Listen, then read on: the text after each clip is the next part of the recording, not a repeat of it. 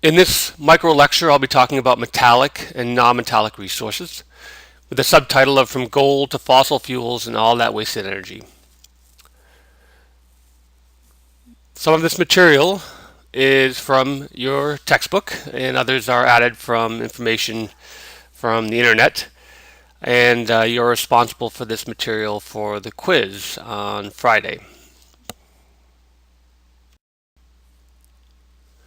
As I mentioned in class, a reality is written on this gentleman's helmet. If you can't grow it, you gotta mine it, which includes mining metal, oil, and coal, and utilizing our resources, or the earth resources, has allowed us to become a much more advanced, technologically advanced society, but it also has ramifications like environmental degradation and so forth. And that is one of the balances that we have to have in terms of being wise stewards of our natural resources. There are two types of resources. There are metallic, which includes things like gold and copper and silver, and materials that you've investigated for your cell phone project. And then there are non-metallic resources, such as fossil fuels, limestone, and sand and gravel, which actually happens to be one of the largest resources extracted from the earth. I'd like to start by talking about fossil fuels.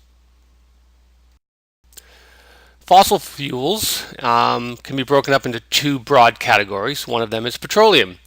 And the next series of slides show the requirements for formation of petroleum. The first thing you need is a source rock. And these are sedimentary rocks with ingredients for fossil fuel production, including a source of carbon, a source of heat, and a source of pressure. So here is a model showing a source rock for petroleum. The next category or next requirement is migration. You have to move the evolving petroleum from the reservoir, because if it gets too hot in that reservoir area, it will degrade and not become useful. So migration occurs, can occur along faults or just through the general porosity of the sedimentary rocks. The third requirement are reservoirs, and this is a sponge that where fossil fuel collects. It frequently has significant pore space. Here's the reservoir rock, and here's another example down here. So that the material can start filling those spaces as it moves from the source rock. Note in this part of the diagram that in many petroleum reservoirs, the materials or the liquids separate based on density, with water being covered by oil with gas on the top because it has its lowest density. And the final requirement is a trap. You have to stop the petroleum from moving to the surface so that it will collect and become a useful reservoir. And a couple of traps. One way to trap it is through faults, along faults and folds here, or having some sort of cap rock which is less permeable. The reservoir material, the petroleum and gas and water, can't get through there, therefore it collects. This is a rather blurry model of how petroleum forms. I thought I'd show it to you anyway. Here is a marine setting with lots of carbon producing organisms and sedimentary rocks forming on the bottom. As these organisms die, they fall to the bottom and get buried, and they heat up and are subjected to the overlying pressure and form in the source area. And then they're trapped, and millions of years later they are tapped by these jetty jacks while they're drilled, and then these jetty jacks are used to pump out the natural gas and petroleum and water.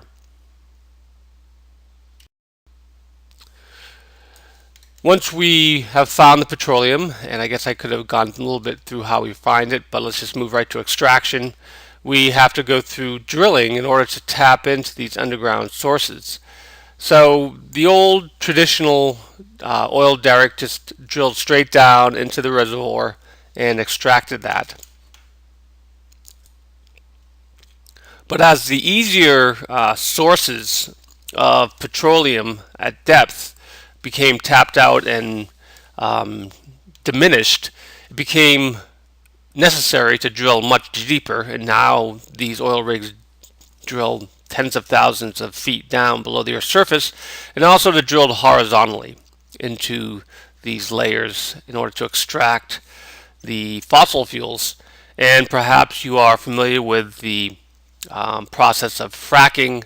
Um, this kind of shows an example of that, where fluids are pushed down in through the drill and they migrate out under high pressure, and they crack the rock, allowing the material to the petroleum and natural gas to escape and then be pumped to the surface. So it's frequently in a horizontal drill hole, and these tentacles illustrate that fracking process. And then we also have really advanced our technology through these large drill rigs that tap petroleum resources out in the ocean, which has its own benefits and hazards. After extraction, the petroleum products are moved to a refining area, and they're actually one of the issues with petroleum these days is there's just not that many refining places, and sometimes our gas spikes is not due to source or the amount of resource, but actually our capacity to refine it. But this is where petroleum is separated into its various useful constituents. So let's talk about the other fossil fuel, and that is coal, which is a major player in energy production. And here's the formation process, the model. We have these ancient forests that formed in swamped areas, and at depth, a material called peat, which is decaying plant material, has formed. Over time, with pressure and heat, water is expelled due to the overlying pressure, and the heating and pressure process also turns the peat into lignite, which is a low quality coal, and then into a higher quality coal like anthracite, which is used to burn and produce energy, which I'll show you in a second. And one of the things to note here is that the energy captured here is essentially sunlight. Okay, so these plants are growing in response to photosynthesis, a process that takes sunlight and gases and turns it into carbon-based compounds, a process you're probably familiar with, especially in swamps, and then stores the carbon. So when we burn coal, we're essentially burning energy that's been accumulated millions and millions of years ago, and we're also releasing, both with petroleum and coal, carbon that has been stored in the geosphere. So we are kind of breaking that carbon cycle. And as with petroleum, we need to extract it, and it's extracted in a couple of different ways. One way is through these very large open pit mines. This is one in West Virginia. They use very large front end loaders and big trucks to move the material and bring it to where it can be used. There's also underground mines. Okay, here is a mine in Kentucky, I believe, and this is a device, if you will, a machine that scrapes at the ceiling, and then they come in and pull out these coal and bring it for utilization.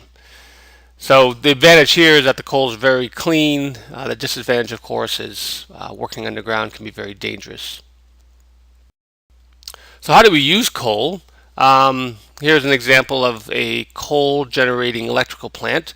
We have a coal supply here, and moving the coal up on a conveyor to where it's crushed into a fine powder and then burned in this very large boiler. Okay, so that boiler takes water and turns it into steam, which is moved into a turbine, and this turbine basically consists of big magnets that when you rotate a magnet within another magnetic field, you produce electricity. In this generator, it's transferred to a substation and then pushed through lines to feed our need for electricity. Now the water is recycled, it's condensed, it's moved back into the boiler, some of it's purified. Then we also have a byproduct of ash, which is captured, and then out of the stack, of course, is water vapor and carbon dioxide and other gases. So a lot of our energy, a lot of our electricity is generated by this process of burning coal. So as I said before, what we're really utilizing is ancient sunlight. We're taking the sunlight that was captured by plants and stored in the geosphere, and now we're releasing it to the Earth system. So we use fossil fuels for a lot of different things, and I'll show you a slide in a second that covers those. 86% of our energy consumption, this is for 2012, I believe, is from fossil fuels. As you can see, coal 23, natural gas 23, petroleum 40%, and renewables and nuclear power total to only 14%. So we are very reliant on fossil fuels for our energy consumption, and we'll take a look at that. Nope, not yet. So here's another chart that shows our consumption as compared to other countries. This is fossil fuel usage per capita for the 20 largest populations. Here's the average.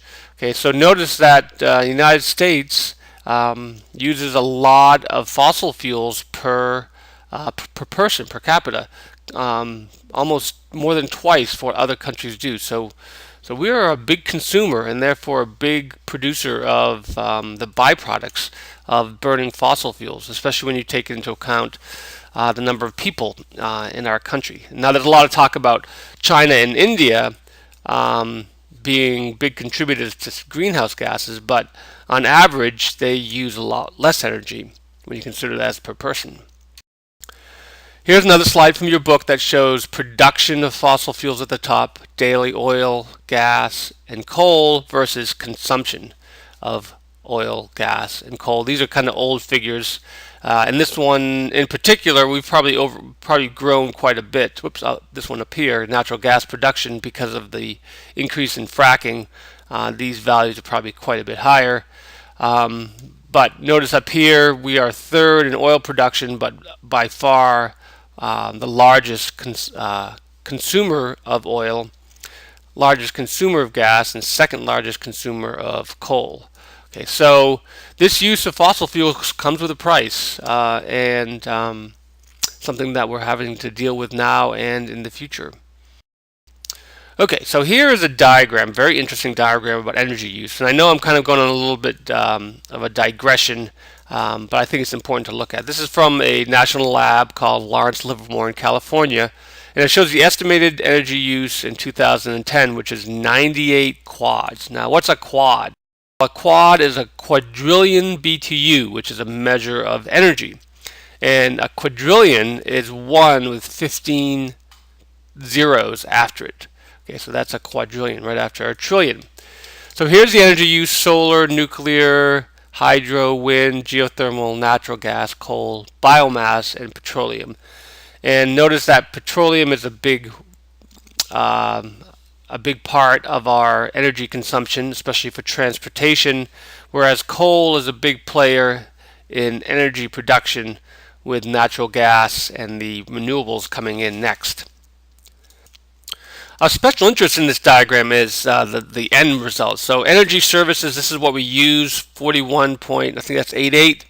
Whereas our rejected energy, the energy is not utilized efficiently, is 56. So a lot of energy that's produced, we can't destroy it. What it turns into is energy that is not useful, and mainly in the way of heat.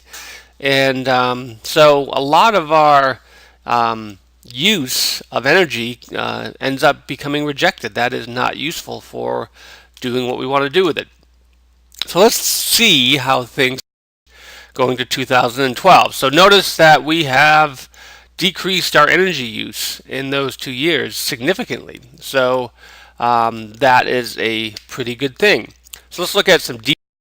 So all of these energy sources or uses have increased: solar, hydro, wind, geothermal, these renewables, have all increased slightly as natural gas because of the increase on the market, and biomass. It hasn't been a huge increase, but at least it's moving in the right direction.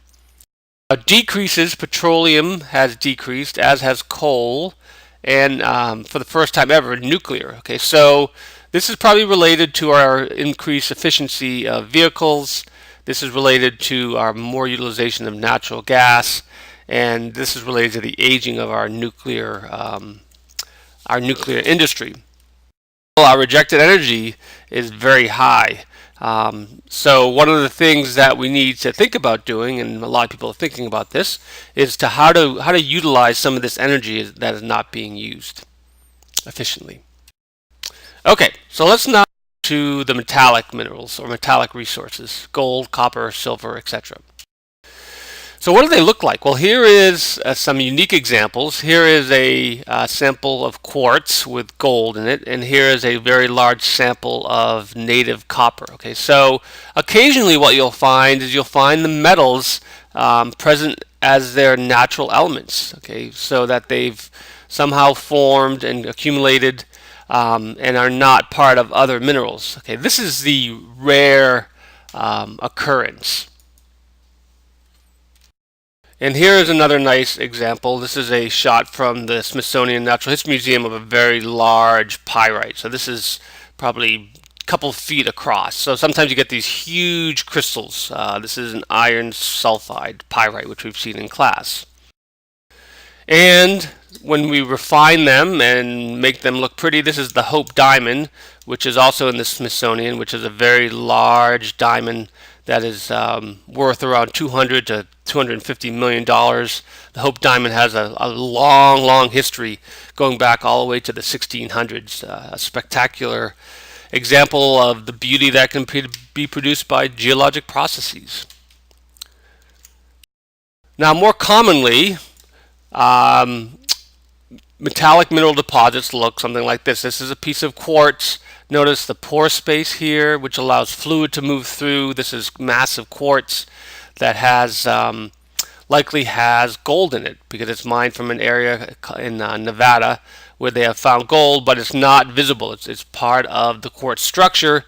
And this gentleman here is holding a piece of ore. Notice that it's kind of a earthy color. It's been oxidized and altered by hot waters, which brought in the elements to form these gold deposits.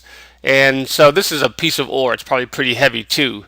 So it's pretty rare that you find the native elements like we saw on the other slide.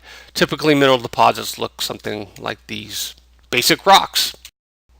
So how do these metallic mineral deposits form? This is a model that shows how one type of metallic mineral deposit in Mexico forms. This is a pluton right here. This is what the surface used to look like, a series of volcanoes and hot springs and so forth. And here is the present surface.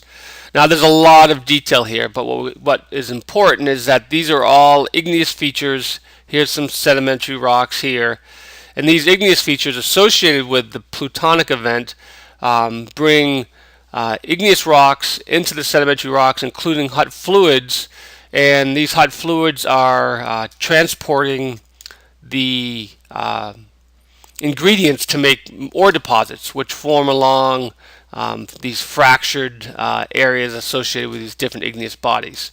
So the main point here is that the metallic ore deposits are associated with an igneous event, fracturing, and movement of fluids. So how do we get this stuff out of the ground? Well, here is a very large open pit mine. I believe this one's in Nevada, for gold. So one way is just by massive extraction of material that has low concentrations of gold, which are then moved to a process that separates the gold from the other rock material and refines it. And I'm not going to talk about the refining stuff. Here is another open pit mine. This is the Homestake mine in North Dakota. This one's a little different because it's in solid bedrock.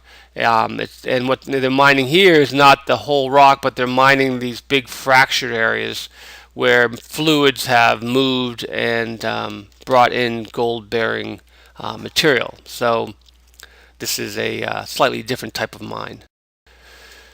Gold is also mined underground. This is kind of an old picture, and what this gentleman's doing is drilling a hole where they'll place dynamite in, and then they'll set off the dynamite to separate the rock from the wall, and then move that rock to being processed. And you'll also find some mineral deposits, especially things like gold and silver, that actually accumulate in gravels at the surface. So the bedrock is eroded. The gold is separated from, say, like a quartz vein, and then it accumulates in these gravels. And because it's heavier, it settles down onto these gravel beds in the river, and you can go in and pan. This is pretty unusual that you'd find this much gold. Many years ago, I worked on these are called placer deposits. And I have actually seen where you can find not maybe this much, but a considerable amount of gold that comes out of these gravels. It's pretty stunning. Okay, so that is the end of this presentation. It's a little longer than I thought it was going to be. So as I said before, we need to use these resources. We need to be good stewards. This is an example of where our stewardship, I think, worked. Here is the open pit mine that was recovered later, and this just represents that having a cycle, having a idea that it's a system, helps us to manage these resources. In some places, the resources are managed, but the human cost is high. This is a picture of children in Nigeria who are digging in these gold-bearing gravels to make money for their families. So there's a lot of balance that needs to go on in terms of how we use these resources. So I hope you found this interesting. I will be asking some questions on the quiz related to these resources or what's on this slide, and let me know if you have any questions. Thank you.